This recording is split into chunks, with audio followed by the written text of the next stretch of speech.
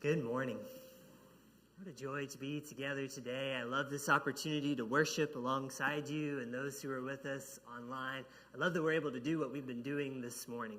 And I look forward to 2 more weeks of honoring the families and praying for the children born at College Hill. It's great for us as a church to have an opportunity to show what our true heart is and what it's for. And may we always make the most of those opportunities and be willing to show that each and every time that we're together. Glad that you're here today. If you want to follow along with our passage for this morning, it is on the front of your bulletin if you picked one up when you were coming in. It is also from Matthew chapter 19. We're just looking at 2 verses today and a bit of a shortened sermon today. Matthew 19, verses 13 and 14. Jesus said, "Let the children come to me." And what I want to say today is, thank God that he was not the only one. There are so many people in this room right now who say the very same thing over and over again with the way that they live their lives. They go by names like Mama and Mimi and Graham. Those are the ones that we use in our household. They are our mothers and grandmothers and our spiritual moms and spiritual grandmas. We honor them today for so many reasons, but the one that is on the top of my mind is that they are people that show Jesus every time that they say, "Let the children come to me." And maybe they don't use those words exactly every single time, but you know what I mean, right? The ways in which the moms in our lives show the attitude and the disposition and the willingness to spend his time and attention with children that Jesus showed. They show that too in their lives. And that's what I'd like for us to spend a moment reflecting on this Mother's Day. It's something that actually we all, mothers or not, could stand to imitate and learn from. I think we can notice 3 things from these 2 verses in Matthew chapter 19 about the way that Jesus modeled a life-changing love through the way that he welcomed children into his arms. And I just can't say enough about the way that our mothers in this church and the mothers in your life have shown that kind of love in their lives too. So let's look at a couple of things from this passage. The first thing that we notice when we look at this part of the passage where Jesus famously says, "Let the children come to me," one thing that we see is that Jesus simply loves kids. Or to say it slightly differently, Jesus loves children simply. Like simply for being who they are. And I think that matters a great deal because Christ's presence then becomes a place for children where they are welcome to belong, where they are welcome to exist within his love without needing to earn his attention or honor his time or justify their intrusion upon his schedule. I think that this point is shown in probably the most puzzling part of those little 2 verses that I asked you to turn to today is the part where the disciples who are there on that day, they have a reaction when all these children are being brought to Jesus. Do you remember what they did? They rebuked the people who were bringing children to Jesus. We might wonder why they would do that. Over the years, people have come up with their possible reasons why they might have done that. The passage doesn't really tell us. What it does tell us is Jesus will not stand for such a rebuke, because he sees this time spent with children not as an intrusion upon his day or upon his ministry or upon his calling. It's not an intrusion, it's the essence of it. And so he welcomes them. He invites them in. He values them. They are drawn into his love and into his care just for being who they are. "Let the children come to me," he says. And if anybody in our day and age embodies that kind of love, loving the little ones just for who they are, that would be moms, right? They're the ones who show us this so well. Let the children come to me with their stuffy noses and their scraped up knees and their weird questions. And sometimes those curious quirks that they have.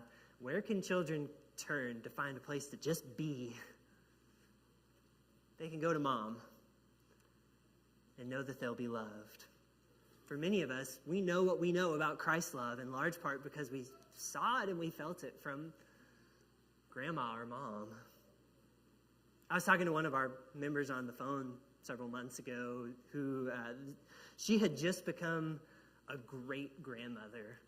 Right around the same time, actually, that Alyssa and I became first-time parents with Colin. And so we were kind of sharing in a similar moment of watching the little one in our lives. And it was kind of fun to talk with her on the phone. And I remember her saying, how do you get anything done anymore, right? Don't you just sit around and watch him all day long? Like, we just sit around and the hours fly by and nobody wants to look away for a minute. That little child had her attention. Didn't have to earn it or ask for it. Her eyes were on him, just for being who he was. I have to say, when she said that, I understood exactly what she was talking about. That's what we were experiencing in our house, too. It's a gift to be loved like that. And Jesus loved the little ones like that. That is a gift that moms and grandmothers and even great-grandmothers are very good at giving. Second thing that we notice is in this passage is that Jesus gave his love and his attention to the children in Matthew chapter 19, and he did this in the midst of many other responsibilities. This is probably also part of the reason why that the disciples responded the way that they did when all the parents started bringing the kids to Jesus, because Jesus really did have a lot of real and pressing needs to address in his life. This passage comes in Matthew 19, where Jesus says, "Let the children come to me." That means that it stands in between the final time that Jesus predicts his death on the cross and very shortly after the time when he arrives in Jerusalem to spend his final week and go to the cross. This moment with the children happens at that point in Jesus' life. Time is short for him, in other words. And there's a lot that needs to be done. In just this chapter, if you look above and below it, you find that Jesus is having to weigh in on some of the most pressing social issues of his day because people are coming to him for his wisdom. They're saying, we want to know what the Lord has to say about these things. Right around this chapter also, we find that the 12 apostles are fighting with each other about which one of them is the greatest. And Jesus is having to deal with that as well. The 12 people that he's about to entrust to carry the baton of his ministry are not exactly acting like they're ready for it. And it's happening just a few weeks from now. There is so much work to do. And the things that Jesus is doing are truly important. The responsibilities that he bears are not diminished or lessened by the fact that there are also children that are there for him who need his attention. Yet Jesus continues to bear those responsibilities, and he makes time for the kids too. He finds a way to say, let the children come to me anyway. And who does that remind you of? Let the children come to me with that science project they should have started weeks ago. And there's that trifold poster board that needs to be assembled and glued with facts about praying mantises.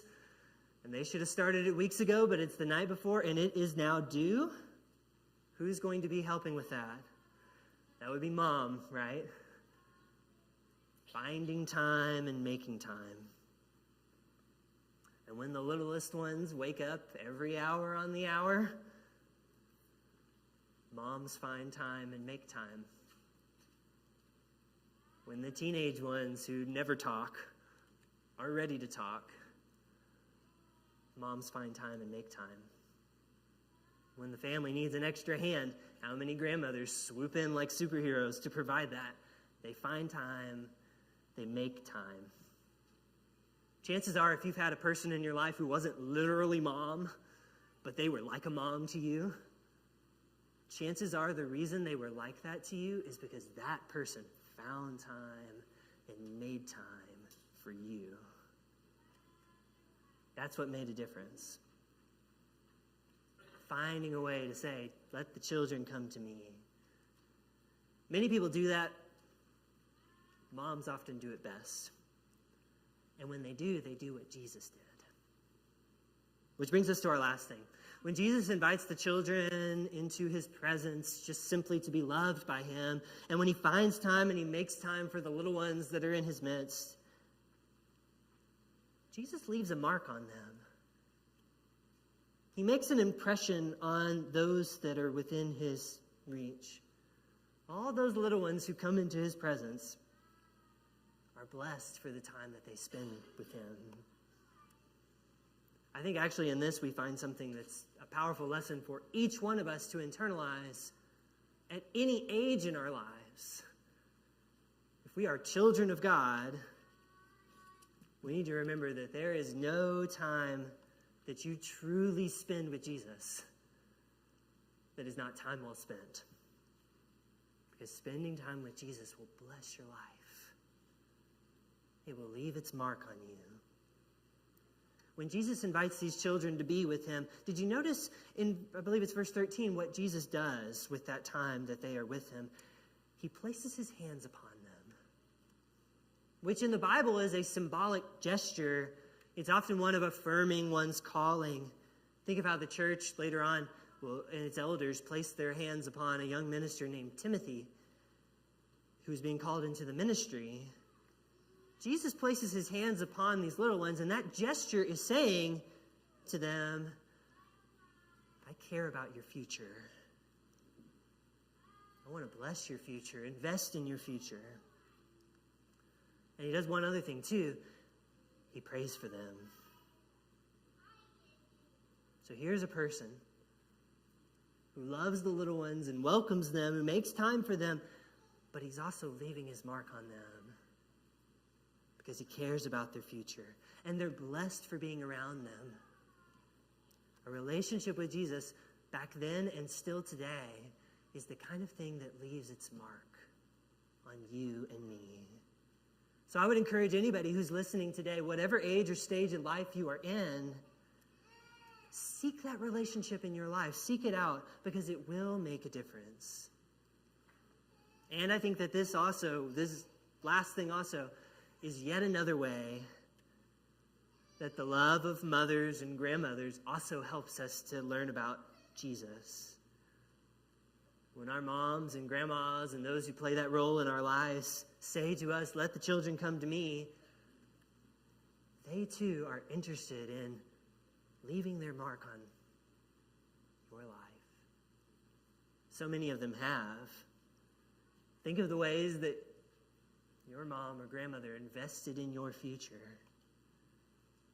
If you had this opportunity, imagine the times that they prayed for you.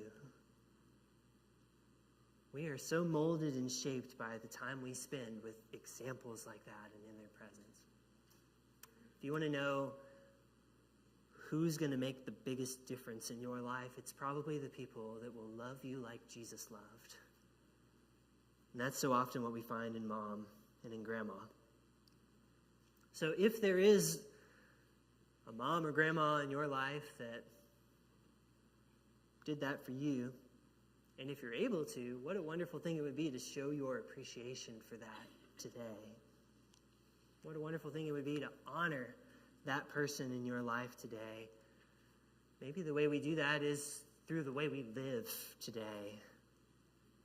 Taking a step forward in your relationship with Jesus might be just what mom would have prayed for, what she did pray for throughout her life. Of course, it's not just the moms among us who can respond to this example of Jesus either. It's all of us. who are challenged to follow Christ's example of loving others, especially the littlest among us, just for being who they are, finding time, and making time for them. Maybe the way you respond to this is to ask the question today, who needs my love in the simplest form? Who in my life could I make some time for? That it might make a difference. Maybe we need to be asking ourselves as parents or as a church, how are we going to leave our mark and make that impression for a life of faith? Maybe this speaks to you today. Maybe for some of us, what we need to do is respond to the gospel today. To be washed clean of our sins and raised up in a new life. The Bible calls that a new birth, a new beginning, a fresh start.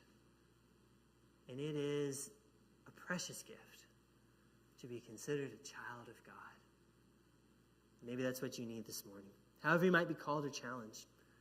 Let's remember what a difference it makes when Jesus says, "Let the children come to me." And let's respond like true children of God while together we stand and while we sing.